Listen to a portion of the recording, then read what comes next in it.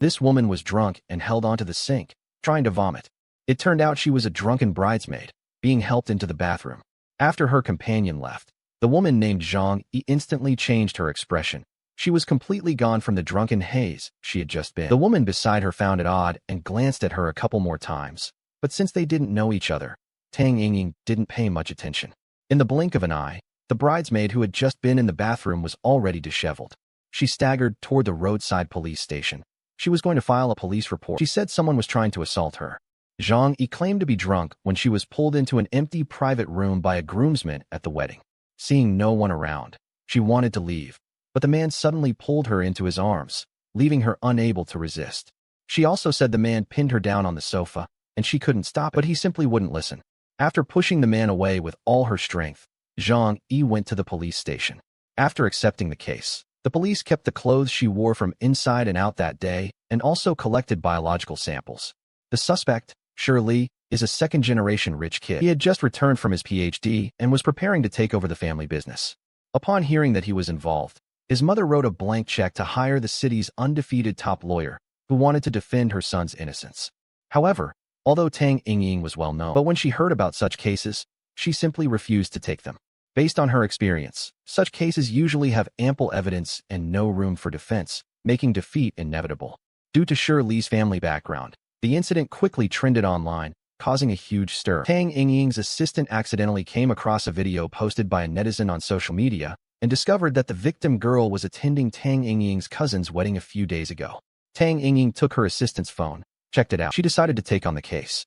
However, based on the informant's statement and on-site evidence, plus that all three people at the scene heard Zhang Yi's screams, this was very unfavorable for Zhilei. Moreover, Zhang Yi had more than one wound, and the biopsy samples he left behind all matched. Now, to clear his name, he needed more evidence. But Zhilei said he was drunk and couldn't remember so much, only saying he appeared sunny and gentle. He had always been pursued by girls since childhood. He couldn't possibly do such a thing. Zhilei thought Zhang Yi probably wanted to be his girlfriend, because that girl always got close to him that day, and he didn't like Zhang Yi's type. Other than that, he could not produce any convincing evidence. Because Zhilei was arrested, it directly affected the products of his family business, and many people had already spontaneously started causing trouble in front of his company building. Zhilei's mother asked Tang Yingying if she believed he was innocent. Tang Yingying felt that innocence required evidence, but Zhilei's mother invited her to be his defense lawyer, demanding that Tang Yingying believe he was innocent. Tang Yingying felt she was a lawyer, not a subordinate of her company. Zhilei's mother, however, believed that for her son and the company, Zhilei must be innocent. This mother simply didn't believe her son would do such a thing, because if he wanted something, any girl would willingly come close, and he had no reason to commit forcible molestation. As a mother, Tang Yingying deeply understands the difficulties she faces, but public opinion needs to be resolved through public relations. Tang Yingying suggested they first find a way to divert public attention. As for this case, finding a breakthrough and related evidence will take time. Tang Yingying arranged to meet Zhang Yi's defense lawyer Kang Jun privately. She wanted to ask if it was possible for the other party to seek the victim's forgiveness through compensation settlement. Kang Jun believes this question must be addressed after communicating with the victim. Tang Yingying demanded he communicate now and reply in 10 minutes. But Tang Yingying didn't expect that before she could even talk to him, she would receive a call from her assistant. Because a flood of extremely unfriendly information about Zhang Yi suddenly appeared online, a flood of accusations began to accuse her of impropriety. Now public opinion has reversed, with everyone overwhelmingly criticizing Zhang Yi. Just as Tang Yingying was puzzled, it turned out that Zhilei's mother had accepted her suggestion. Tang Yingying asked where the news online came from. Zhilei's mother felt that where it came from didn't matter. What mattered was that the information was true. At the same time, Kang Jun, who had originally planned to negotiate reconciliation, also received the news. He shared Zhang Yi's thoughts, and they immediately refused to reconcile. Their only demand now was for this scumbag to face legal punishment. The female victim who was molested had previously worked as a car model and had worked in nightclubs. Although she is now a glamorous university teacher, these past have become weapons for others to attack her. Although her past experiences were exposed, Zhang Yi still insisted on refusing to settle. But reality was not as simple as she imagined. Her ruined reputation had a huge impact on her life. Others thought, you really can't judge a book by its cover. She usually ignores the male teacher, but it turns out her mind is focused on this.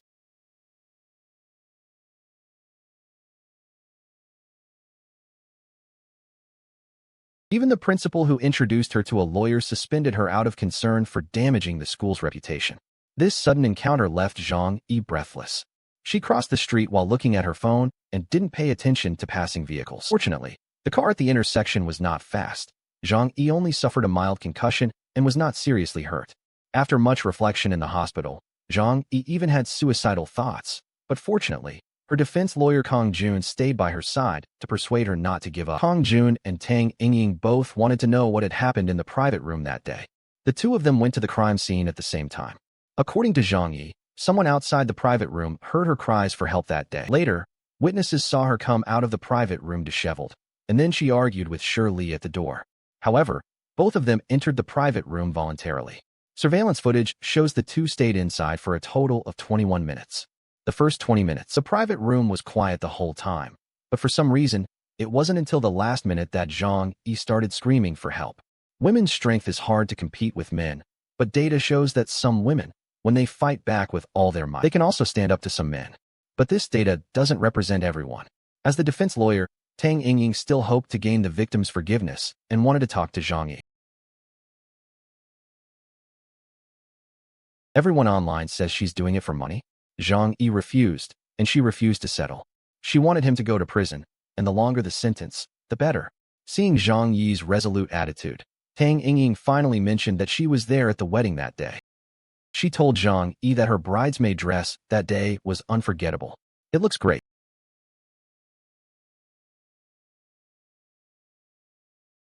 Hearing this, Zhang Yi carefully recalled the events of that day.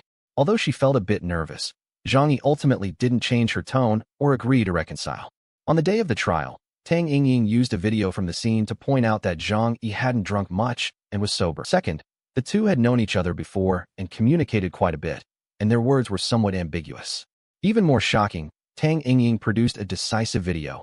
It was from the wedding scene that day. A live-stream girl accidentally caught a photo of the two of them. In the video, Zhang Yi asks, "Am I your girlfriend?" Now, whether Zhang Yi voluntarily engaged in intimate acts has become the key focus in determining the case.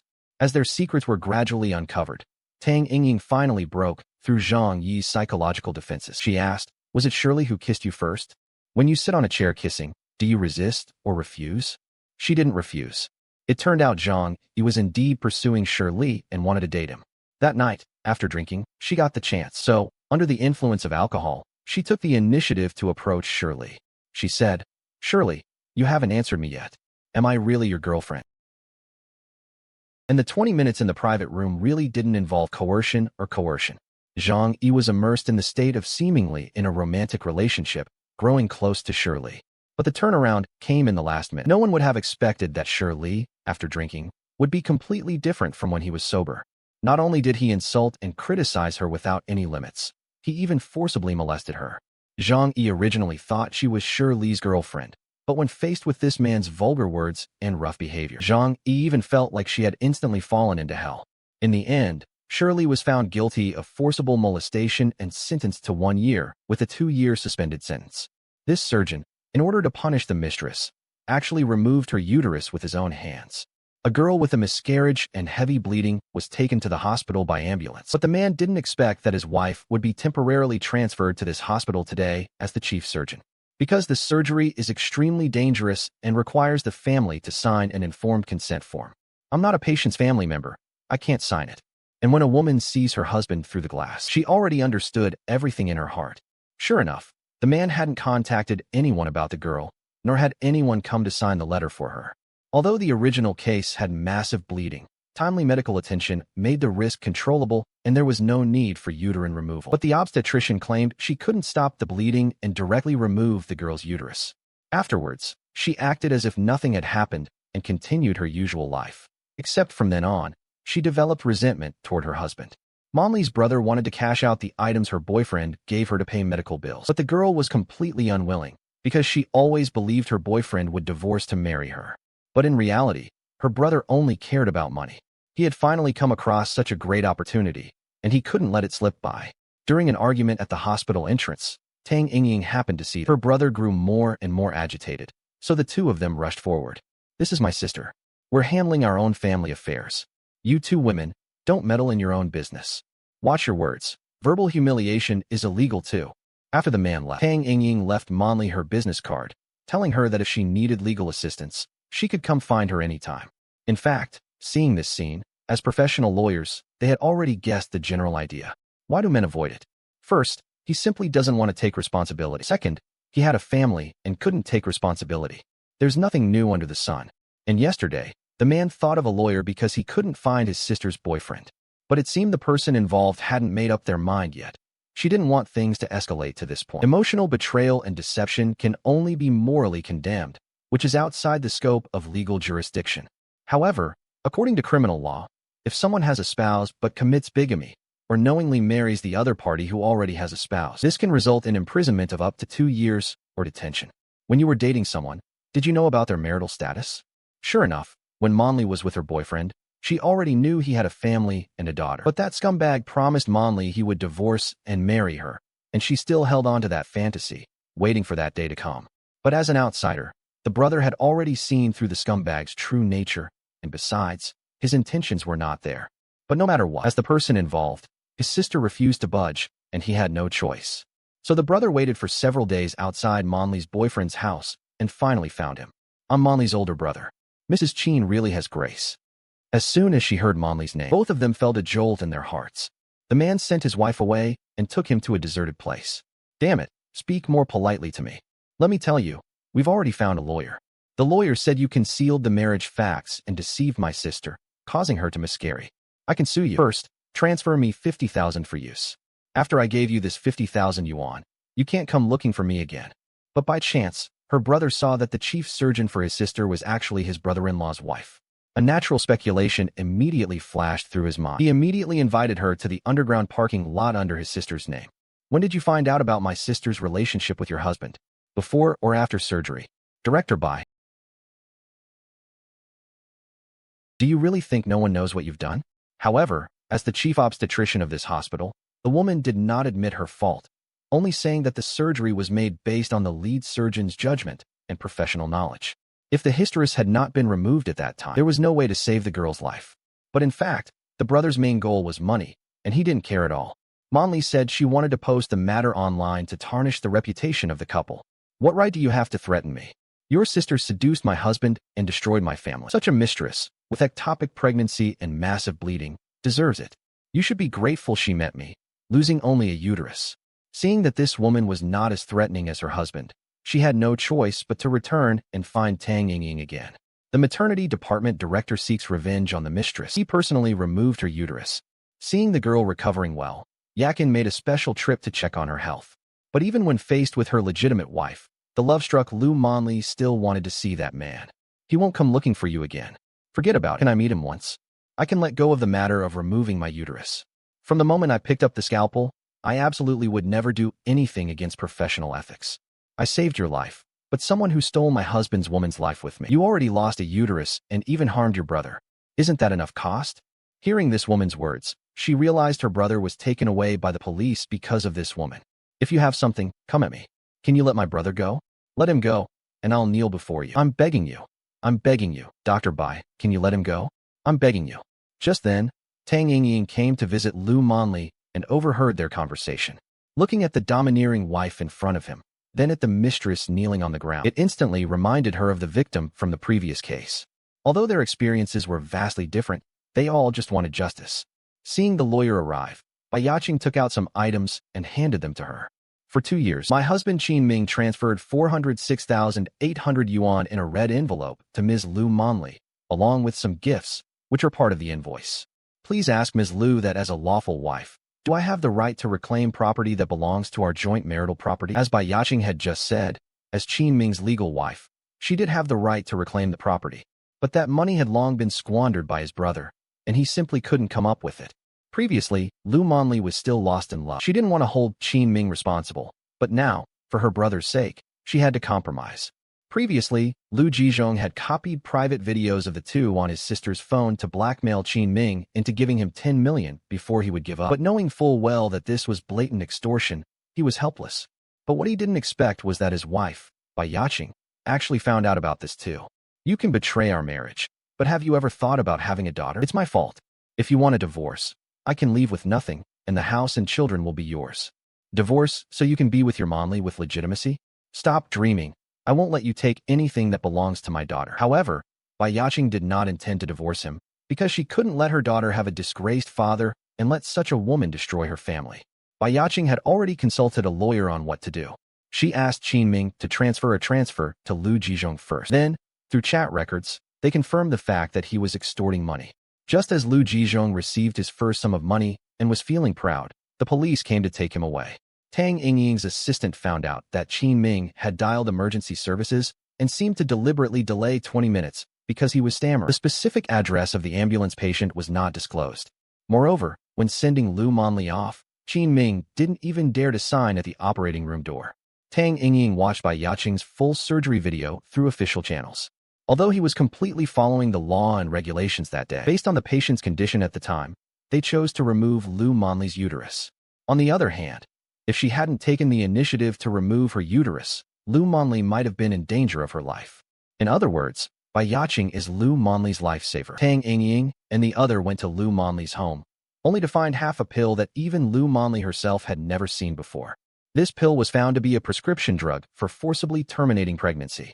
After checking the medication outbound records at the hospital, the person who found the medicine was Qin Ming, suspecting that Qin Ming mixed the medicine into Lu Monli's vitamin administration. This shows that the real culprit behind Lu Monli's uterus loss was Qin Ming. Actually, Bai Yaqing couldn't figure it out. Any lawyer who cares about their reputation, no matter what price the other party offers, they usually won't take cases involving such a person, especially since Lu Monli has no money at all. I just want to help a woman who lost her uterus get justice. But even with the facts right in front of us, Bai Yaqing still didn't want to give up her family and daughter, and was willing to pay 3 million yuan to settle. But as an agent, he can only communicate and must respect the wishes of the parties involved. Qin Ming was sentenced to 5 years in prison. Compensate victim Lu Monli 800,000 renminbi. Lu Jizhong was sentenced to 2 years in prison. I admit to cheating, but I deny that you say the child belongs to me and Yin Bin. Let me say it again. Hu Yaozu is Old Hu's biological son. After his newlywed wife gave birth to their son, Old Hu immediately made a will to leave the company's shares to his only son. Before that, the child underwent a paternity test and confirmed that he was Old Hu's biological blood. But when Old Hu was critically ill, his ex-wife produced another paternity report. It shows that the two are not father and son. If this report is true, then the current son certainly does not have legal inheritance rights. The lawyer suggested handing the report to Old Hu, which would inevitably lead to a reversal. But his ex-wife had her concerns. A single thought of anger opens a million doors. Old Hu is about to leave. Shouldn't he be allowed to leave with dignity and without regrets? She hoped Tang Yingying would take this report to negotiate with Zheng Meiyuan, so she would see the truth and voluntarily give up her inheritance rights. But when Zheng Meiyuan saw the report, she suddenly realized and guessed that the lawyer before her had been scheming with his ex-wife to plan what would happen next while filing a divorce case for Old Hu. After that divorce lawsuit, the ex-wife received half of the assets. It seemed they had planned to take everything away long ago, leaving no way for her new lover. So Ms. Zheng was certain that Hu Yaozu was Hu's biological son. Of course, tell Lon that I don't accept his appraisal report. Don't even mention things like it's for the company or for Old Hu.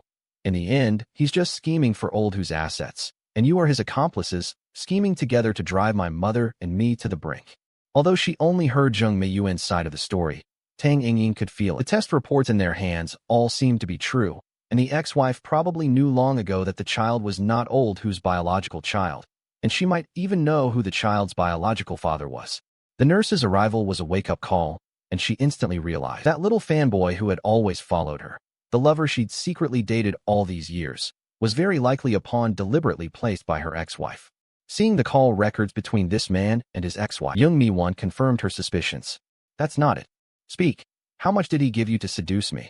Sure enough, his ex-wife found him, who was heavily in debt, and helped him get out of the country on the condition that she seduced Zheng Meiyuan. And over the years, this man kept in touch with his ex-wife, reporting every move she made with her current partner and the child. That kid isn't yours at all. His surname is Hu. And today, she recorded her conversation with her boyfriend. After calming down, she invited Tang Yingying to negotiate with her again. After hearing this conversation, Tang Yingying realized she had indeed been deceived by Lan Jie, whom she had known since childhood. Although the recording was clearly edited, it sounded very authentic and didn't seem fake. Let me say it again. Hu Yaozu is Old Hu's biological son. I don't want to use this recording to prove anything, but you should know better than I do. If what Yin Bing said is true, then does that person surnamed Lon have to pay the price for what he did? Since negotiations between the two sides failed, neither admitted that the paternity report in their hands was fake, so Tang Yingying suggested doing it again with both parties present. However, once the paternity test results came out, both parties had to go to court, with no chance for negotiation. Tang Yingying thought this was the agent's biggest bargaining chip and would definitely work, but she never expected it. Then there's nothing more to discuss. Sister Lon started from scratch, accompanying her husband in entrepreneurship, and has a daughter. Along the way, she has weathered many ups and downs and experienced so much for the company. That's how it reached its current scale. Although she is now divorced and the assets have been divided, it seems she planned everything from the moment she divorced her husband and didn't want her current partner to gain even the slightest benefit. However, the recording in Zhang Miyuan's hand was very unfavorable for Lan Jie, proving that Lan Jie had planned this all along. Just as Tang Yingying was explaining the negotiation results to Sister Lan, what she feared most happened. Zhang Meiyuan had to report the loss of her child to the police. This instantly confirmed all her previous suspicions. Now it seems that the appraisal report in Zhang Meiyuan's hand must be fake, and Lan Jie knew this when her husband made the will, but she never exposed it. If this child disappears just like that, so when Old Hu passes away, the will takes effect, and the real certificate in Lan Jie's hands is like a scrap of paper. And at this very moment, Old Hu couldn't make it. Tang Yingying asked Lan Jie to tell the police everything she knew. It was still too late to focus the investigation on Zhang Meiyuan. When Director Kong visited Zhang Meiyuan's home, he was convinced the child had been hidden by this mother, because after all his years in the industry and the child disappearance cases, those mothers were like madmen, searching everywhere outside, not missing a single possible corner. Zhang Meiyuan calmly sat at home, waiting for news from the police. If you're representing Sister Lan and negotiating with me, that's fine too. 300 million is the condition I offered. But Director Kong told him a case he personally experienced. If he finds out the child is President Hu's son, will he extort you for a higher price? If someone else offers a higher price, is it possible to just sell this child outright? Zhang Meiyuan's psychological defenses were shattered by this case, and when she tried to call her fellow townsmen, she couldn't get through at all. She panicked and then told her to hand the child over to her fellow villagers and take her to the village. That fellow townsman saw the police coming and took the child up the mountain for the promised 100,000 yuan from Zhang Meiyuan, only to find that it suddenly started pouring rain as soon as they started climbing. Tang Yingying and Director Kong braved the rain to climb the mountain to find the child. Fortunately, with her husband's help, she found the child, but due to the recent landslide, Tang Yingying injured her arm. After finding her son, Zhang Meiyuan's attitude changed drastically, deciding to give up her inheritance rights. Even the shares left by Old Hu for her agreed to be transferred to Sister Lan. You schemed against Meiyuan. You schemed against your ex-husband. Your scheme isn't illegal legally. However, maintaining social order cannot rely solely on the law. There are boundaries in conduct, and morality should also have boundaries. Since you want to give it, you should bring good luck. Under Tang Yingying's persuasion, Sister Lan did not neglect the mother and son. Besides paying the full amount at market price, she also gave the child a considerable amount of child support. Two incompatible lawyers went through this sincere collaboration. This eased the tension between Tang Yingying and Director Kong just a little. Because of this arm injury, Tang Yingying agreed to let her boyfriend rest at her home for a while. Her boyfriend's home was clean and tidy, not like a bachelor's living environment. Tang Yingying never expected that it was her own unexpected impulse that led her boyfriend to keep the secret. Dai Pailan's happy marriage is a model known throughout the firm. Her husband, Chi Won, is a successful entrepreneur backed by the family business. It can be said that this man has achieved great success in his career, has a happy family, and has two lovely daughters with his wife Dai Pailan. However, due to family tradition, the Chi family always wanted a male heir to inherit the family business.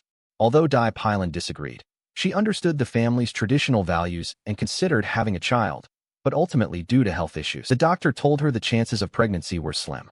After 20 years of marriage, Dai Pailan believes that she and her husband have found a way to get along that makes both parties comfortable, thanks to their mutual understanding and trust. Only then can they smoothly get through 20 years of marriage. Have you never suspected him? Although he is often surrounded by many girls trying to show off their charm, I have never been worried. Why? Chi Wen is a dignified man. He would never sacrifice his dignity for the sake of novelty and excitement. Yet, this model couple, envied by others, was accidentally discovered by her best friend for the most unforgivable betrayal. As a lawyer, Tang Yingying saw a woman following her best friend's husband in front of the hotel room elevator. Although they had no interaction and walked one after the other, She could tell at a glance that something was wrong between them. Tang Yingying took photos of them with muscular memory. However, she didn't immediately tell Dai Pailan because she hadn't decided whether she could speak up. It wasn't until Taipei Lin unexpectedly discovered she was pregnant and eagerly prepared to surprise her husband at the company. But just as she called him, she even said she was at the company, but the secretary suddenly told her husband hadn't come all day. The couple has always been honest with each other and doesn't interfere with each other's work, so logically, there's no need to lie. So lying has become a matter that inevitably arouses suspicion among them. It was only then that Tang Yingying showed Taipei Lin the photos she took at the hotel that day. Dai Pailan looked at her husband's position. Sure enough, my husband was at that hotel at that very moment. So the two waited anxiously in the hotel lobby. Soon, Qi Wen walked out of the elevator alone, and a minute later, the woman he had seen before also came out. Tang Yingying caught up with her. As Madame Qi, she sat down next to her. This girl, named Lisa, was fairly honest with her. May I ask your age? 21 years old. My name is Lisa. Mrs. Qi, I think you might have misunderstood. Your husband did not cheat on him. And there was no betrayal. It turned out Qi Wen was engaged in a dirty deal with Lisa, just asking her to have a child for him. Each month, Lisa only met during ovulation, and they lasted for a year, until the girl became pregnant. If she could conceive a son, he would pay 1 million in one lump sum. Once the child was born, the two would have no further contact, and he would never see the child again. But if it was a daughter, she had to have an abortion, and she would receive 500,000 yuan. It turns out Lisa treats herself as a commodity and has made a deal with Qi Wen. Are you crazy? Or is the world crazy? Do you know what you're talking about? Ruining your own body and casually giving up a life. Are you even human? Mrs. Qi, do you understand the law? An unborn fetus cannot yet be called life. The interests of the fetus are also protected by law in special circumstances. When Taipei Lin heard about this ridiculous deal, her heart ached, and the child in her womb felt the same way. It made her breathe ache. She never expected that the Qi family's obsession with wanting a male heir had become so insane. When the highly educated female lawyer was betrayed by her wealthy husband, her choice was summed up in 2 words. Let's look a bit more respectable. I am a woman, a wife who gave birth to a daughter for you. How am I supposed to forgive you? Qi Wen finally saw the 2 words he least wanted to see. In fact, even Dai Pailan herself wasn't sure if this decision was the right one. Looking back, over the years, she and her husband have had too many inseparable bonds. Besides her daughter, family, and friends, she also works with her husband's company, including the legal affairs for the entire Qi family she represents. All these things together are intricately linked, both professionally and personally. These relationships can't be easily abandoned by divorce. But regardless of whether they divorce or not, she would always give birth to the child in her belly. Tang Yingying, acting as Dai Pailan's legal representative, negotiated the divorce agreement with Qi Wen. Pei Lin Tai did not want any property from the Qi family. She only wanted custody of her 2 daughters. If you think it's okay to trade for childbirth with someone other than your wife, then I suggest you read the vows from your wedding again. Even at this point, Qi Wen felt he was right and refused to divorce. Qi Wen promised not to force the matter of having a son, and also promised that Qi Wen's parents would handle the mediation and not trouble Dai Pailan anymore, hoping Tang Yingying could help mediate. It was then that Tang Yingying told Qi Wen that Dai Pailan was pregnant. She is pregnant. Why do you still insist on divorce? You have 2 daughters, but you think it's only right to treat a woman's womb as a commodity, and you even want a child unrelated to your wife. Based on what you know about Sister Pailan, do you think she would forgive such a thing? After hearing Tang Yingying's words, Qi Wen truly understood why Dai Pailan insisted on divorce and realized the root of her own problems. However, after learning that Taipei Lin was pregnant, he became even more determined to save the marriage. Qi family is a major client of the law firm. It can be said that without the support of the Qi family over the years, their current law firm would not exist. A businessman still stands from a businessperson's perspective. He hopes Director Kong, for the sake of business dealings, will act as his negotiator. But unexpectedly, Kong Jun and Tang Yingying are the same kind of people. He kept his relationship and business apart, and without hesitation, refused the agent he should have helped and wanted Taipei Lin to make decisions on her own without interference. After much consideration, Dai Pailan decided to divorce. However, if the 2 sides ended up in court, it was a scene she didn't want to see, so she had to fight this battle on her own terms. Meanwhile, the Qi family had already studied her divorce agreement and demands, and had called in the legal counsel early to prepare for negotiations with her daughter-in-law. Lawyer Dai, regarding your request, we think, strictly speaking, I am still Mrs. Qi. I'm not here today as a lawyer to fight a lawsuit, nor to seek justice for anyone. I am a daughter-in-law. As a mother, come talk to my family. The mother-in-law knew her daughter-in-law was pregnant, and she helped her son try her best to win him back. Whether for the sake of the child or their relationship, she didn't want them to divorce. Although the beginning of this marriage was somewhat less perfect, I know that back then you worked hard to get me together with Chi-won because of my family background and educational background. What you really considered was the biological child of the Chi family's grandson. I didn't think that way. The one I love is you, Dai Pailan, with no strings attached. Over the years, Chi-won, including the entire Chi family, has treated Dai Pailan very well. However, when it comes to marriage, she feels it belongs only to herself and her husband, and she hopes to resolve the issue herself without any outside interference. From the time they got to know and fell in love, Dai Pailan has made a photo album. She had planned to give her husband a gift on their 20th wedding anniversary, but now it seems they won't be waiting for that time. If I don't love you, maybe I can weigh the pros and cons and pretend nothing ever happened. Like wives willing to forgive their husbands for cheating. But I can't. I still love you very much. I can't pretend nothing happened. In the end, Dai Pailan successfully divorced her husband in her own way. Lin Xiaoyuan, are you always talking about buying cars, houses, and bags? If I don't want to take some extreme measures, when will I earn enough money to marry you home? Have you ever thought about it? Isn't it all because of you? Lin Xiaoyan has been dating Qian Peng for 7 years and has always supported her boyfriend's career. For her boyfriend's entrepreneurship, she even persuaded her parents and relatives. They put all their savings into the platform Qian Peng developed. However, in Tang Yingying's eyes, Qian Peng was completely unreliable. She repeatedly reminded Lin Xiaoyan to focus on her career while carefully managing financial risks. That's why Lin Xiaoyan signed an agreement with him to borrow the money she had taken from her parents and relatives. Now that Qian Peng's company is in trouble, and as the legal representative, he himself has been arrested.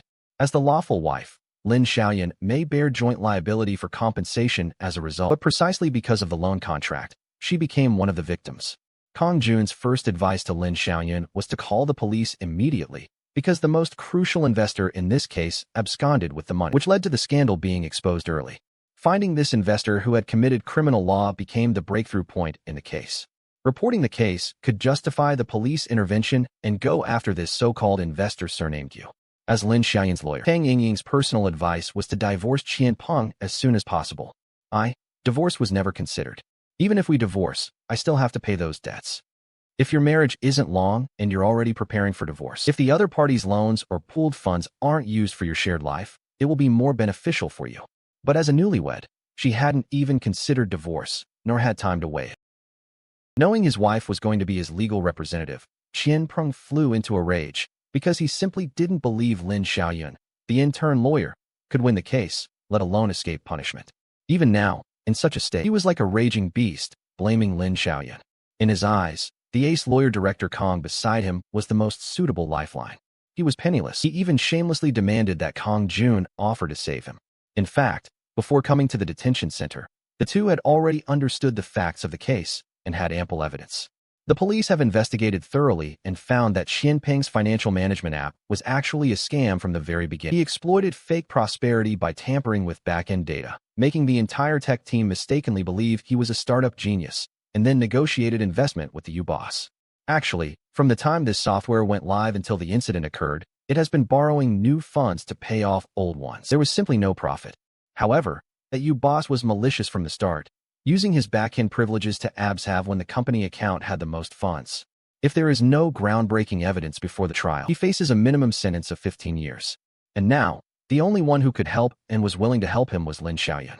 My dad and mom are still planning to come to the wedding in high spirits. If anything happens to me, you can bring them over and fulfill my filial duties. Fulfill filial duty for you. All my parents' and aunts' hard-earned money is with you. I have nothing left. How can I fulfill my filial duty for you? The one who ran off with the money wasn't me. It was President Yu. Even if the court rules on me, the debt is still shared and shared between us. Lin Xiaoyan couldn't solve the problem in this state. While she was still confused, the victim actually approached the law firm and asked her to pay off Qian Peng's debts. If Kong Jun hadn't presented the loan agreement as a statement, if the fact that Lin Xiaoyan is also a victim is told to the angry crowd, it would likely make it impossible for her to continue her work. Kong Jun, as the head of the law firm, promised to provide free legal assistance in this case. The rest can only be handed over to the police and then resorted to the law. But now, Lin Xiaoyan had to think about her own life. As someone who has been through it, Dai Pailan analyzed the harsh reality for her. Qian Peng could be sentenced to 15 years, and it's even worse than it's you. How much mess do you have to clean up for him? By the time he was released, the entire IT industry had undergone a major upgrade, and he still had a criminal record. That means you still have to take care of him for at least 20 years. Think carefully. How will you live your life from now on? But how could Qian Peng agree to let go of his lifeline so easily? But after so many years together, Lin Xiaoyan knew what he cared about most, and because of such things, she agreed to their divorce. Migrant workers accompanying their wives for meals ended up in a deadly disaster. The girl at the next table was harassed and approached by scumbags, refused to comply, and was even beaten and even tried to forcibly drag her away. Old Wang decisively stepped forward to help, but after separating from the two sides, the scumbags immediately turned their attention on him, who was always meddling. They took advantage of the crowd to gang up on Old Wang, but when his wife tried to stop him, he was kicked to the ground. Old Wang pushed his wife away to protect her, but Fatty actually grabbed a chair and threw it at her.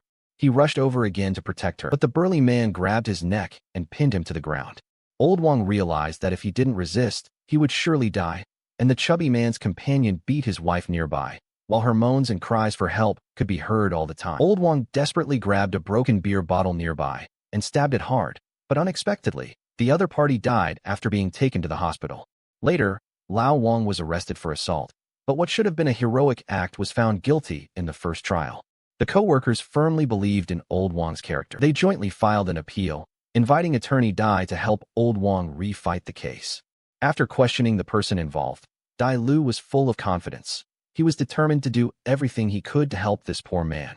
But on the day of the incident, the surveillance footage was blocked, making it impossible to see what happened at the scene. After interviewing eyewitnesses and neighbors, they all seemed to remain silent about the incident at the barbecue restaurant. And even the restaurant owner who was there that night refused to say a word. Even the girl saved by Old Wang refused to explain what happened that day. Wang Xinlong acted bravely. Helping you was right?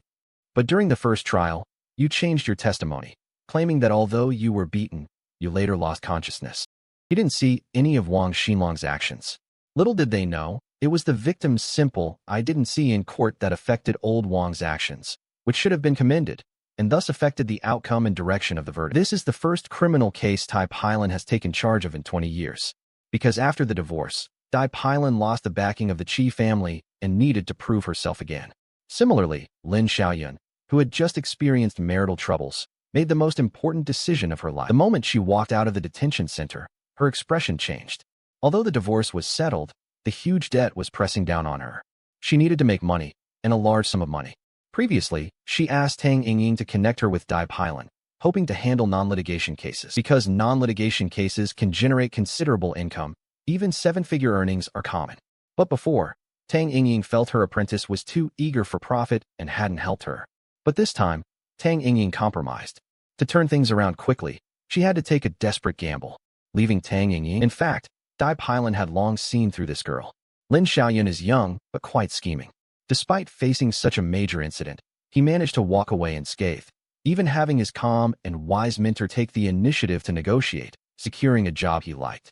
Your disciple, you seem to know you well. In psychology, this extreme display of vulnerability is classified as an effective ability to control others. It may seem like you're helping her, but in reality, your thoughts have already been controlled by her. In Tang Yingying's view, the apprentice was deeply in debt and at a dead end. If it were her, she would use all the resources around her to fight for a comeback. Dai Pailan gave Tang Yingying this huge honor and agreed to accept Lin Xiaoyan. However, this migrant worker case is Lin Xiaoyan's area of expertise, and Tang Yingying believes her apprentice will do her utmost and not embarrass herself. When the rational and decisive ace lawyer is betrayed, and when her high-quality boyfriend-in-love is caught red-handed, Tang Yingying never imagined that those melodramatic plots that should only appear in her own case files would actually happen to her. Tang Yingying, my girlfriend. This is Wang Yao, my relative. Hello, Aunt Tang. Tang Yingying's personality was as intense as her profession. She couldn't tolerate a single grain of sand. She originally wanted to ask for a clear answer, but seeing her boyfriend's attitude toward the girl, Tang Yingying immediately sensed something was wrong. However, as the girlfriend in love, she still has some feelings for the opposite sex around him. Poor quality lipstick is bad for the skin. Since her boyfriend's deliberate mention of relative had already explained their relationship in front of a little girl, she didn't need to dig deeper. However, from the moment Wang Yao saw her, she was already filled with hostility and intensified her demands for designer bags and luxury goods. Even more astonishing, Feng Weian didn't refuse Wang Yao, but since Tang Yingying was by his side, his answer sounded a bit awkward. It's a birthday, right? Giving a small gift is only natural, right? Alright, swipe my card. However, both he and Fong Weian are financially independent, and both sides have always been very free. He didn't want to argue with such a child, so he used the excuse of going to the restroom. But unexpectedly, the little girl actually followed him. Wang Yao started by calling her brother-in-law, and then kept saying brother-in-law, deliberately provoking Tang Yingying. But faced with Tang Yingying's indifferent attitude, Wang Yao took a different approach. I won't allow you to get married. He's my brother-in-law, and he always will be. My sister was killed by him. He owes her a life, a debt our family can never pay, and he'll never be able to repay it in his lifetime. It turned out Wang Yao was the sister of Fong Weian's late ex-girlfriend. Over the years, Fong Weian had been supporting his ex-girlfriend's parents. Over the years, all the food, clothing, daily expenses in her family, and her daily expenses have come from Fong Weian. Even when she wants to go abroad after graduation, Fong Weian also promised to provide for his brother's future house purchase. Wang Yao knew that if Fong Weian got a girlfriend and then got married, his money would become marital property, and at that point, their family standard of living would drop significantly, and they might even stop paying altogether. That's why she harbors such hostility toward Tang Yingying. Tang Yingying always thought she was living freely in this relationship, but when problems actually arose, she realized that wasn't the case.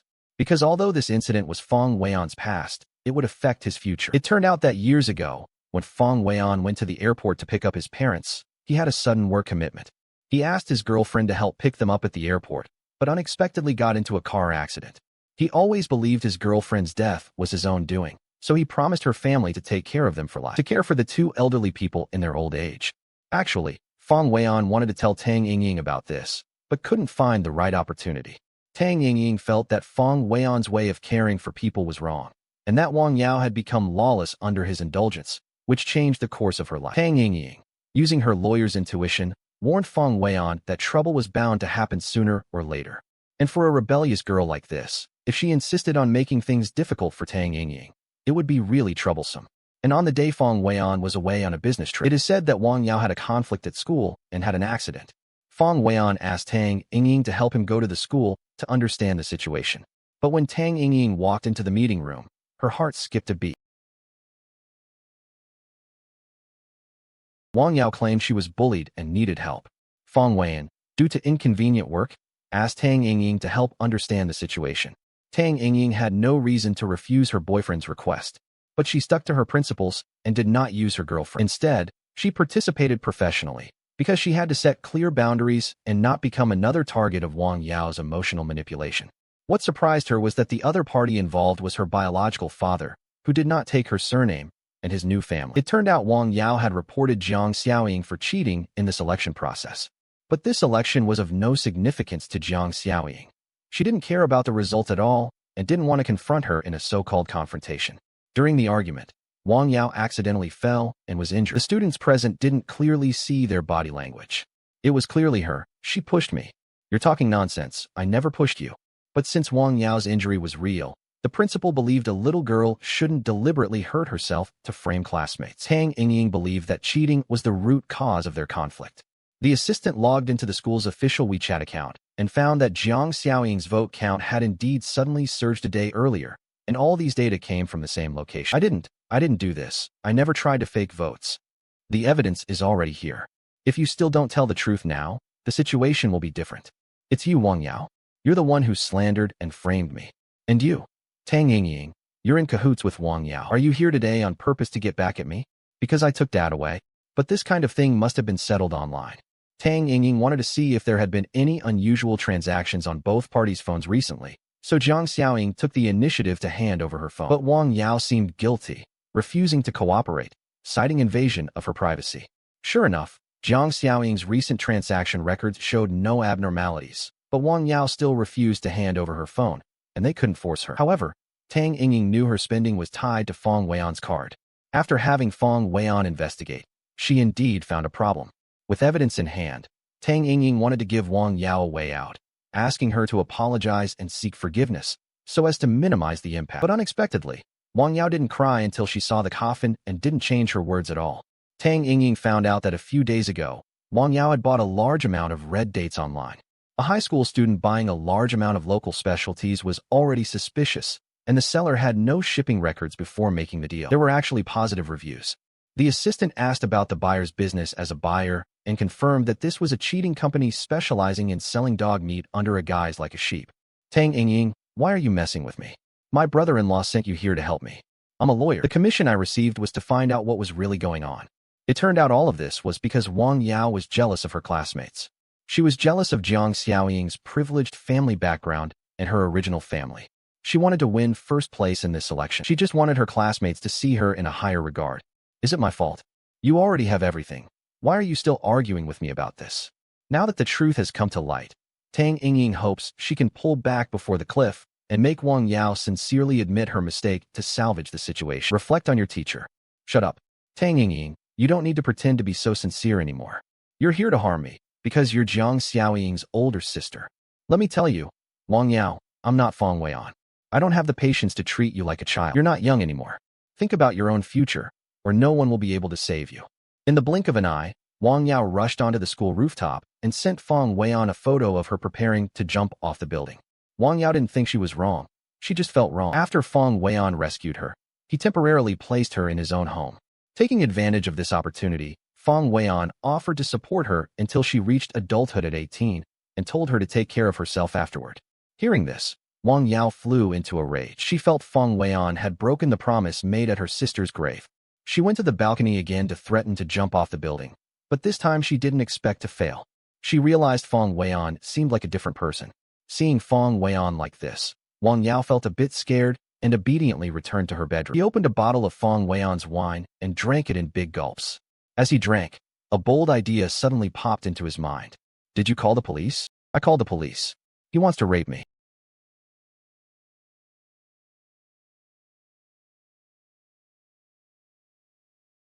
Unexpectedly, when Fang Weian faced Wang Yao's false accusation, his first reaction was surprise rather than anger.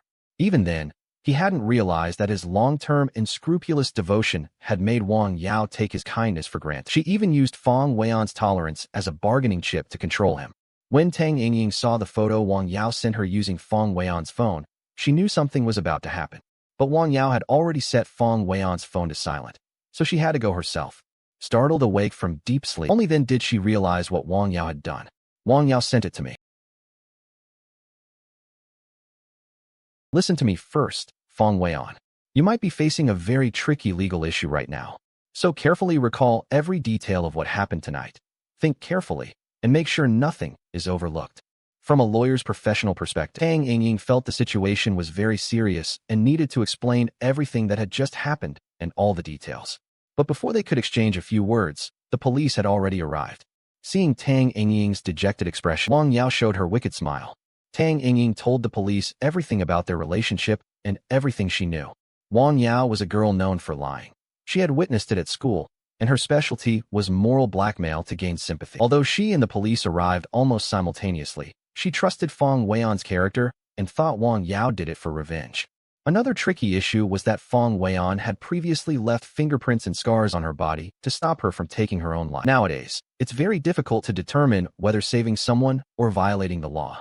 And in a private space like home, there simply can't be any witnesses. So this evidence, along with Wang Yao's testimony, is extremely unfavorable for him. But Kang Jun believes things are not as simple as they seem. Because Wang Yao needed Fang Weian's support, this approach was completely of no benefit to her. Her purpose was probably just to make Tang Yingying dislike Fang Weian and leave. That way, Fang Weian would no longer be influenced by Tang Yingying and would continue to be drained by her. But regardless, Tang Yingying had already decided to become Fang Weian's attorney and fight this lawsuit that might also affect her own reputation. Sure enough, just as Kang Jun had said, Wang Yao dropped the charges against Weian the next day and did not file a case. What surprised Tang Yingying was that after Wang Yao withdrew the case, Fang Weian only wanted to send her away, not to settle the score.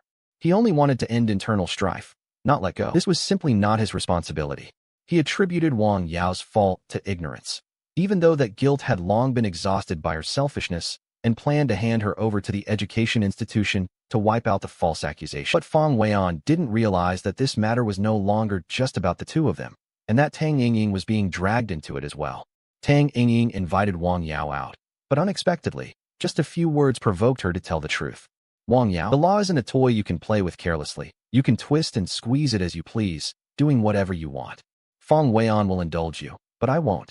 After receiving this evidence, Tang Yingying decisively chose to report to the police, accusing Wang Yao of false accusation on the grounds of upholding judicial fairness. Upon learning that the informant was Tang Yingying, Fang Weian's first reaction was actually accusation, not understanding.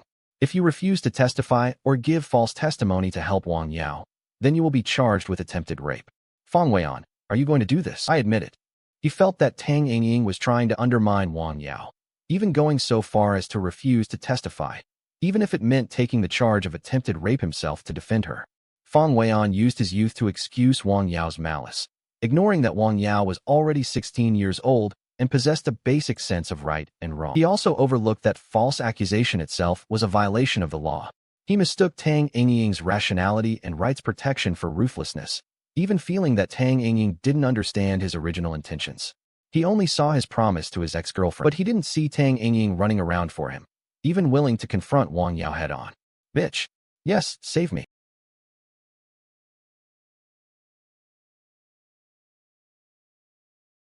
Lu Bingbing was financially independent and highly capable, running a pesticide factory in town.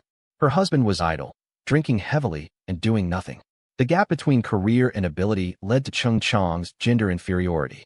He beat and kicked his wife. It had become a natural technique ingrained in his bones. To him, violence was not a means but the only way to maintain his authority. But every time he abused his wife, he would kneel and repent. Did I hurt you? Wife. Wife, say something. Honey, did I hit you badly? I'm not human. I'm not human. I'm not human. I'm not human. Not human. Wife. Wife, you know I love you. Lu Bingbing was indifferent to her husband's apology because she knew this man's confession was another signal that she would continue to be abused. Faced with Cheng Chang's procedures, she was exhausted physically and mentally, even losing the strength and courage to resist. Please let me go. Actually, I hurt more than you do. The reason for doing this, it's because I love you. If I love you, aren't you afraid of going to hell? Even if I go to hell, I want to take you with me. There's only one path to walk in this life, to be with me. Every time, I just want to get rid of this nightmare as soon as possible and take each day as it goes. This was Lu Bingbing's first time asking someone other than the police for help. Hearing the fierce fighting inside the house, Kong Jun kicked open the door and went in to stop Cheng Chang. Sister-in-law fell on her own, really. Come on, wife. Are you even human? I'm telling you. Cheng Chang, we're all witnesses. There's no escape, just you wait. After being sent to the hospital, Lu Bingbing was found to have 17 fractures all over her body, damaged internal organs, and several old scars.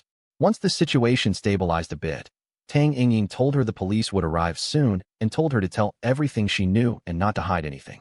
Who told you to call the police? This is my own business. Then why did you call me last night? Weren't you asking me for help? It turned out Lu Bingbing had called the police multiple times, but the police only gave Cheng Chang a verbal warning. Each time, after returning home, she suffered even more severe domestic violence. This made Cheng Chang even more arrogant. Moreover, they had a child, and her parents still needed care, so her relatives around her became bargaining chips for her husband to threaten her. She worried that this time would be the same, returning to square one. Despite Tang Yingying's repeated persuasion, Lu Bingbing insisted on not pursuing the matter.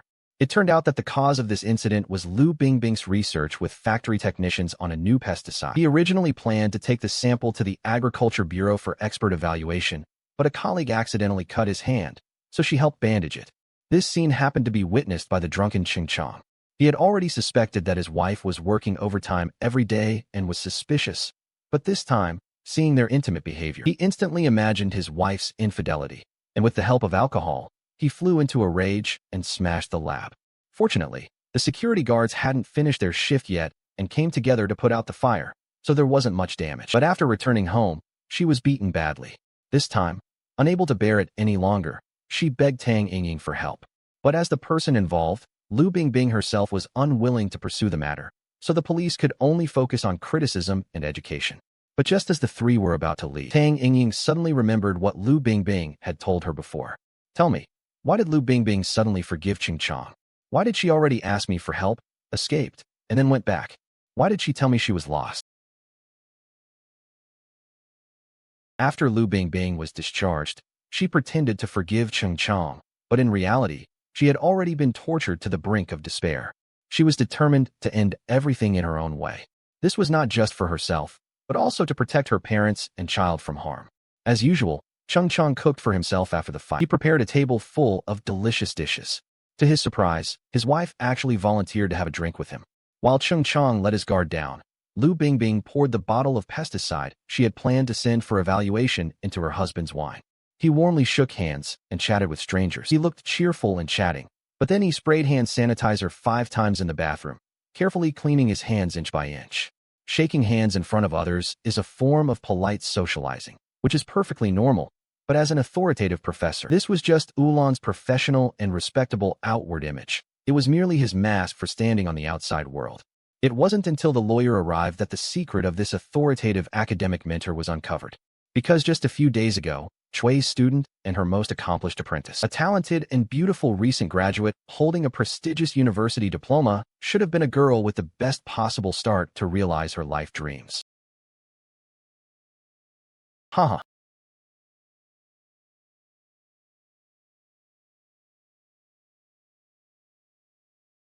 Steadily advancing academically, Chui Jie regarded research as the core path to realizing her self-worth. She believed that hard work would allow her to complete her doctoral studies and have a life of her own. This expectation was the spiritual support behind her years of hard study. And since Ulan held absolute authority in the academic field, this research team was Chui Jie's best choice. It was precisely because of her excellence that she was able to join advisor Wulan's team as she wished.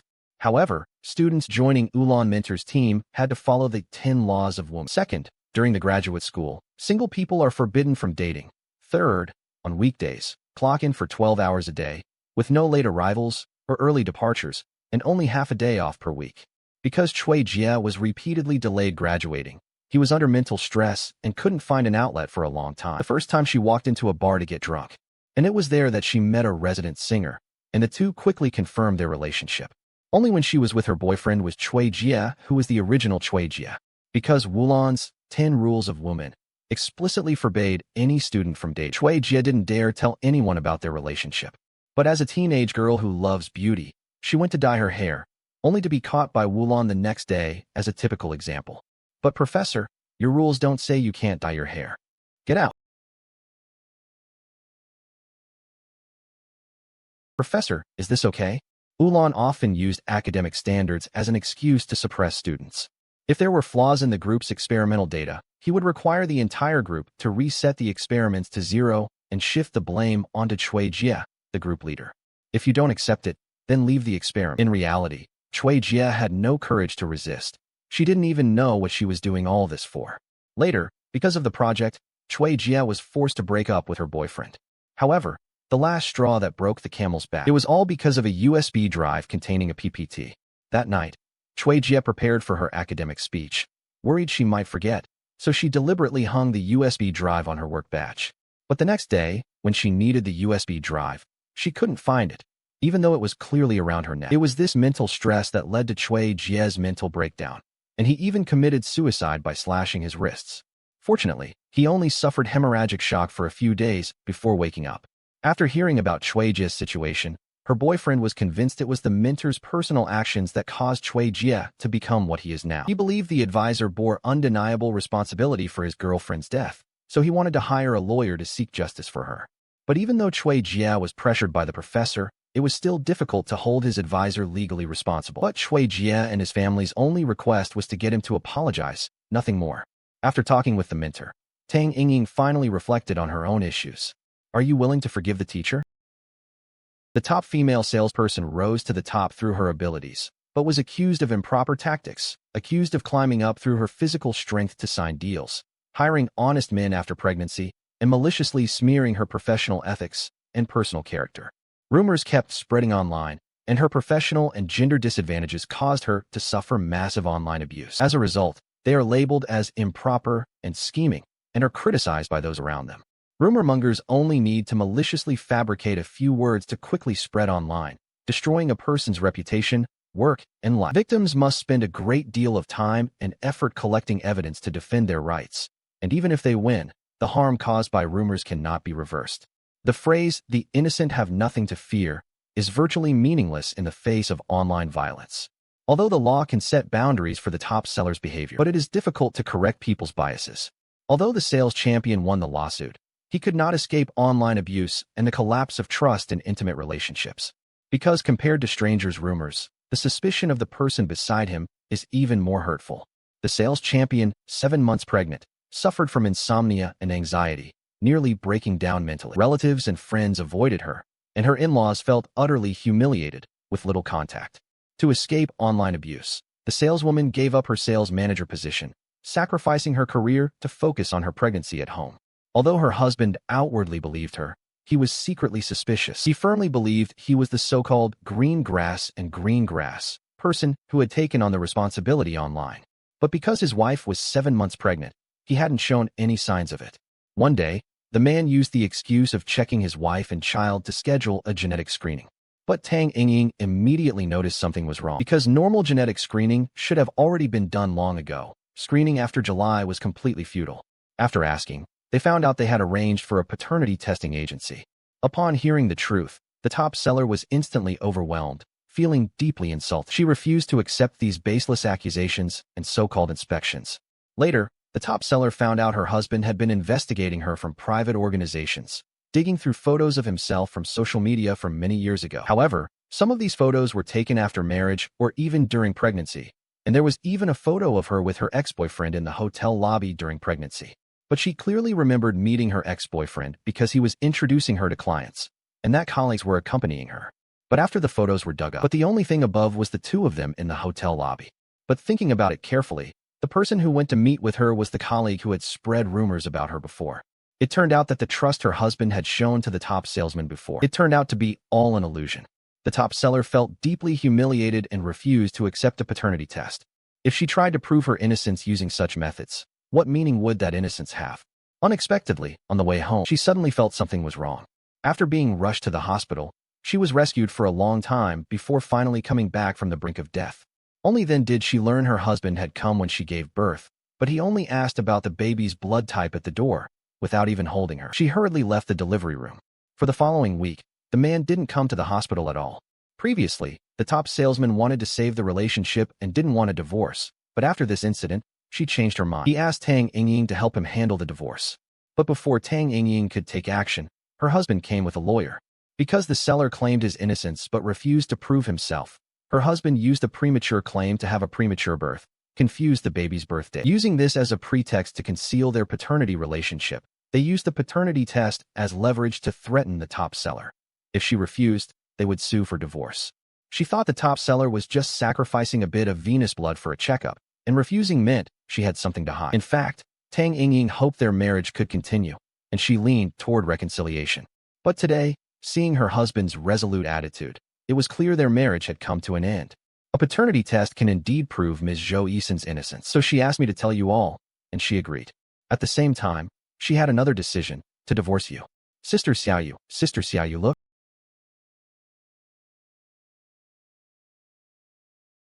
What a perfect match. Director Kong might resign at any moment. Do you think it's possible? The two of them are so well matched and so in sync. Maybe the director will stay. You're overthinking it. Those two can't even put together half a love-struck brain. They're more rational than you. Although Kong Jun had succeeded in pursuing Tang Yingying, they were only secretly dating, and they still seemed to be incompatible as before. This time, Kong Jun borrowed Tang Yingying's apprentice Cheng Feng to handle a tricky case. Xiao AI and her friend Yu jointly run a food account. The cheerful Xiao AI is responsible for appearing and producing food content, while the shy Yu handles script planning and post-production. In just 3 years, two girls who once lost themselves in the big city, they have already accumulated tens of millions of followers. After gaining traffic, their account caught the attention of agency owner Li Bin. They persuade Xiao AI to cooperate with promises of traffic support and commercial monetization. Xiao AI believes fans follow because they like her. But without Yu, the behind-the-scenes hero, the account couldn't have achieved such results. The two complement each other and are indispensable. However, Yu's investigation revealed Li Bin had a dark history of deceiving female streamers. She tried hard to dissuade him, but Xiao AI was tempted by the temptation of quick monetization. She even went so far as to break ties with Yu. In the end, Yu chose to withdraw unconditionally, handing over all account management to Xiao AI. After Yu left, Xiao AI and Li Bin established a company. Li Bin used the excuse that he would handle all the subsequent procedures and connections, so he became the legal representative. But after the collaboration, Li Bin demanded that Xiao AI switch to live stream sales for traffic, taking a sexy route, wearing short skirts, and cat ears to please viewers. Xiao AI's artistic creation was completely erased and reduced to a tool for traffic. Until this day, unable to bear the pressure, Xiao AI announced an indefinite suspension during a live stream. But with such a large account, shutting down would mean a huge penalty for breach of contract. Li Bin turned the tables, logged into his account without permission, and smeared Xiao AI as forgetting his original intentions and lacking contractual integrity. Just as Xiao AI was at a loss, unexpectedly, Yu came back. Xiao AI's biggest weakness was that she neither understood the industry's rules nor had any legal awareness. She didn't know that the usual tactic of unscrupulous institutions like Li Bin was to sign contracts with sweet words first. They then use contract clauses to restrict streamers, control accounts, and finally squeeze out streamers' value through borderline sales and other tactics. They also fail to realize that the account registration entity and authorization agreement are key to ownership, and even sign without reading the contract terms. He directly handed over himself and the account to Li Bin. Li Bin took advantage of this information gap, gradually trapping Xiao AI in the contract, leaving her no room to resist afterward. Now, online opinion is overwhelmingly blaming Xiao AI. After consulting Kang Jun, in response, Xiao AI stepped forward to clarify the whole situation. Immediately after, Kang Jun sent Li Bin a lawyer's letter. Xiao AI's current demand was simple: to restore her account and stop cooperating with Li Bin's company. But regarding this lawsuit, with Xiao AI's authorization agreement, Li Bin didn't think he would lose. Before going to court, Li Bin reached out to Xiao AI, saying he wanted to talk to her. Yu advised Xiao AI not to see Li Bin anymore, and if she really wanted to see him, she hoped a lawyer would accompany her throughout. But unexpectedly, Xiao AI still stubbornly refused her. This was the first time Xiao AI had seen Li Bin in such a state. I came to this city empty-handed to fight for myself, all for my place. Anyone who becomes a stumbling block on my path upward. There was only one result. It turned out that this meeting was actually a deliberate trap set by Li Bin. He recorded their conversation, and if these out-of-context exchanges were posted online, Xiao AI's public persona would surely collapse. Sure enough, Li Bin had already filed a lawsuit against him before he did. But from Xiao AI's perspective, it was like a falling sky, but for Kang Jun, it was just a simple matter. Do you completely trust Yu? Of course. Enough. It turned out that the account was registered under Yu's real name. Legally, this account belonged to Yu, and Xiao AI had no operating rights, let alone authorized authorization. On the contrary, Yu wanted to pursue Li Bin for infringement, and he immediately agreed to a settlement. Xiao AI's falling for it. This is a typical case of new internet celebrities losing themselves in the era of traffic.